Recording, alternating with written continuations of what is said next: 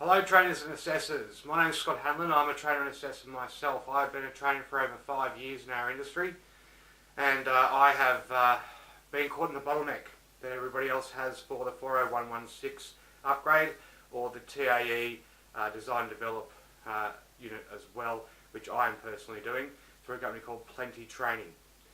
It seems that ASQA has enforced us into doing a unit that we don't need to do. It's a compliance unit, and this compliance unit is aimed at maybe academic managers, coordinators even, as well as compliance managers as well. As a trainer and assessor, in my time in industry, I have actually picked up these skills. I've also been a validation manager and a head teacher of a college for over 2 years.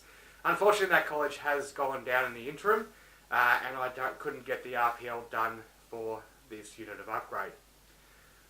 What I'm asking basically everybody today is to implore you to take affirmative action against ASQA, as well as follow me into my complaint process with Lucy Wicks. Lucy Wicks is in the Senate, and she takes care of vocational education specifically.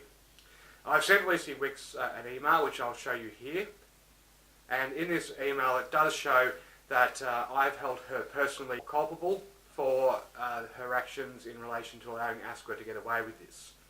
As a trainer and assessor, our job is to train and assess on competency and skills-based volume of learning outcomes as well. This is something that this unit does not have any requirement for other than the purpose of validation.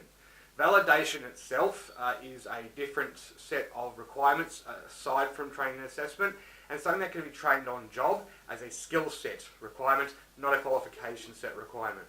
I feel that what is happening with ASQA is the federal government's agenda to basically shut down the private vocational industry at this stage, and I have been ratified in those beliefs as time has gone by.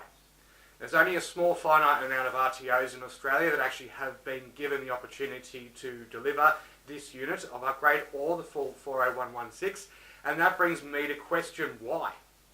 Why as an industry are we under such vicious political agenda when the majority of us are passionate, dedicated and driven trainers and assessors? I personally left the corporate world to come into training and assessment by choice. So we all know that it's not the best paying job on earth, and it's nowhere near my previous corporate salary I used to receive as an executive.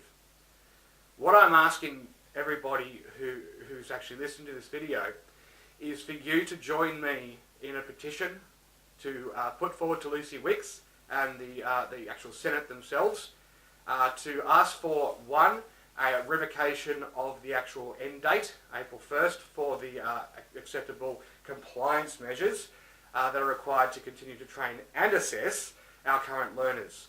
This is a political move to drive TAFE. The government is currently talking about free TAFE as well moving forward, which means there will be hundreds and upon hundreds of thousands of trainers and assessors and RTOs that will be getting shut down. Now the government currently has, ASQA specifically, with directive from the government, have a directive to take down over 2,900 RTOs this year alone. If that happens, that means the majority of the private quality training industry will no longer exist in this country. Our education system worldwide in standing is only third from the bottom at the moment through the public and private education systems through primary to secondary education. Our universities don't offer the same value product or value service, including the cost of the HECS fees that go along with a qualification that is no longer valid, especially an MBA in this country. Why the government is trying to push this agenda is a simplified fact. That simplified fact is, at the end of the day, middle management is starting to disappear in our country and is becoming a major social issue through the employment that we have at the moment, through the casualisation of the workforce as it is. It seems that there is a complete and utter separation between the C-level and the employee level, when I'm talking about operations at this stage, to discuss the validity of the need of C-level people, i.e. university student leavers. Now most primary educators that leave and do their bachelors and masters have to have completed also the same LLM qualification that we have had to complete several years ago as trainers and assessors. I myself got a call from the RTO in which I completed that course within very soon after it came out for assessment and upgrade. I was happy to participate in that because it was something that is directly related and linked to training and assessment and identifying learning needs, skills gaps and volume of learning requirements and additional assistance needs. I scored in the top 1% of Australia out of all the trainers in the country. That itself concerns me to no end, for the simple fact is that I'm just an everyday trainer and assessor. I went to school back in the 80s and the 90s, and I learnt English, mathematics and what I needed to for life. The assessment only took me 20 minutes to complete. Why have we had so many other trainers fail that assessment on the first submission? I understand the government's deluded perspective on what's going on with training and assessment and the dilution of quality learning outcomes. This is not our fault. This is the fault of the RTOs and the colleges that we work for. I myself have spent half of my career in the training industry between the domestic market and the international market, working with both RTOs, with high-risk students, as well as international colleges where I have had multiple students that I have mentored and have gone on to greatness ever since and stayed in this country and got their permanent residency and become naturalised Australians. The government needs to understand that if you want to clean out the cowboys from our industry, the simple fact evidence is that we need to train the trainer. We need to run workshops. We need to enforce PD sessions in the workplace. We need to have mandatory attendance of these people in the workplace. Doing what government's doing right now is convoluting the training and assessment methodology process. It is taking away from the core skills, learning and volume of learning outcomes that are required for our learners to then further push further paperwork upon us for the purpose of convoluting and complicating a process which does not need such complication on a vocational level. Trainers and Assessors of Australia, even if you have received your 40116 or your upgrade so far, I implore you to assist the rest of us passionate, dedicated, driven trainers who are taking affirmative action against the government to stop this hypocrisy and destruction of our industry as a whole. Majority of us are dedicated, hard-working professionals who get up in front of that class and teach the living hell out of our students. We drive for professional outcomes. We drive for success. We get these people the career they need. The government needs to turn around and realise the difference between the cowboys and the real teachers. A fact of matter, I've had to speak to 2 school principals last year alone to correct their incompetence in relation to understanding of the law, bullying and harassment in schools, as well as the general procedural evidence required for actual learning outcomes. Teachers teach out of a textbook at school now. We are the 3rd lowest internationally in the world of learners. Now they're trying to strip out whatever skills industry that is left in this country for the benefit of our own corporate greed. We are not able to run business with a C-level and entry-level staff member set without an operational team actually giving the business direction and forward movement. That is the simple basic ethics and structure of any business in the world. If this continues, Australia will end up as a 3rd world economy within the next 5 years alone. I've done the statistical research and I've seen the actual results of that. Trainers and Assessors of Australia, please stand by me. If you are bottlenecked like I have been, for the simple bureaucratic purpose of bottlenecking, not allowing every RTO in the country actually putting through as Ascot has told me, a quality application to deliver this material. This is training and assessment material. This is something that any trainer and assessor already specialises in, whether they're a tick and flick trainer or an actual professional corporate trainer like myself. The government is creating a fraudulent case in which to push their agenda, much like the robo-debt, which has been all over the news for years now and continues to be a problem driven by people like Scott Morrison. We have to make a stand. We have to change the status quo, and we have to take education back into our own hands and fight for justice for our learners. It is our duty of care and responsibility.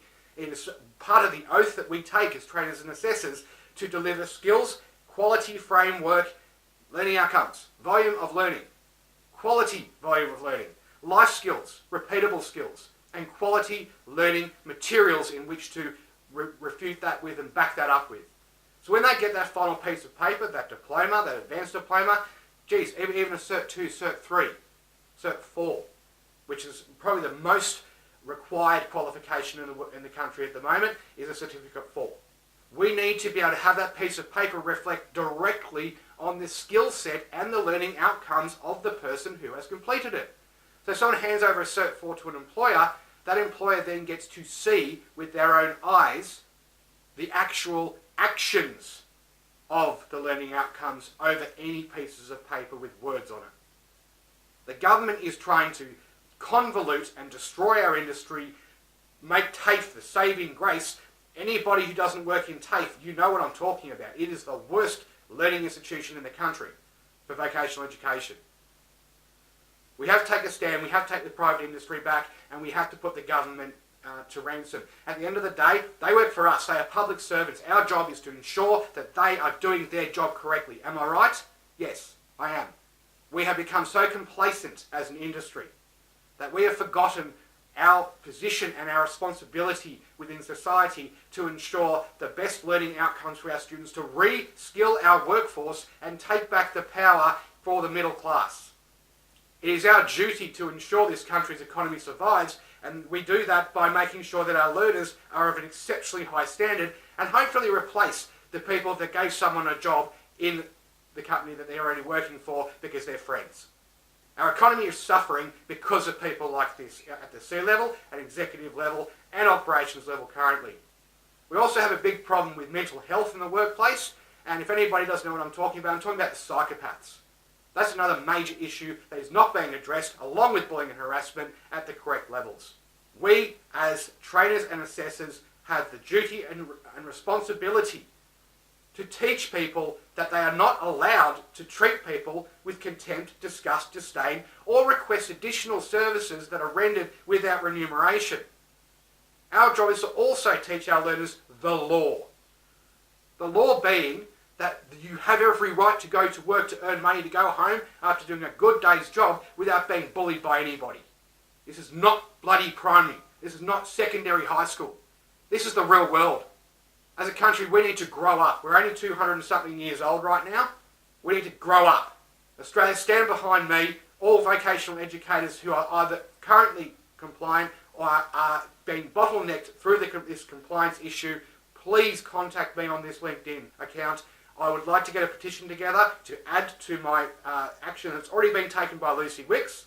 Her department, her staffers have already are abhorrently shocked that ASQA has gone and done this without their direct approval by setting this end date already. This is the correspondence I've had so far. This will be sat in Senate and spoken about very soon, once Senate sits after the election. And this is something, if we have a petition of hundreds and thousands of Australian trainers and assessors who are willing to stand by me and help push this agenda for equality, decency and professionalism back into our industry and uncovering TAFE for what it actually is, then we can hold the government directly to ransom for their illegal and incompetent, fraudulent behaviour in relation to this unit of upgrade or full qualification upgrade without need. We have already done the ratifiable qualification of LLN. We do not need a compliance unit to show our competency in training and assessing and delivering of materials and then validating, moderating and pre-validating materials for delivery for the next term. It's common sense. If trainers and assessors cannot do validation at this stage, get out of industry. If you can, like me and like most of us, help me fight the good fight. Let's take our industry back into our own hands and make education professional once again. I thank you for your time, and I do look forward to your feedback and hopefully your support moving forward in relation to us taking this to the government and correcting what's wrong with the education system in Australia. Thank you.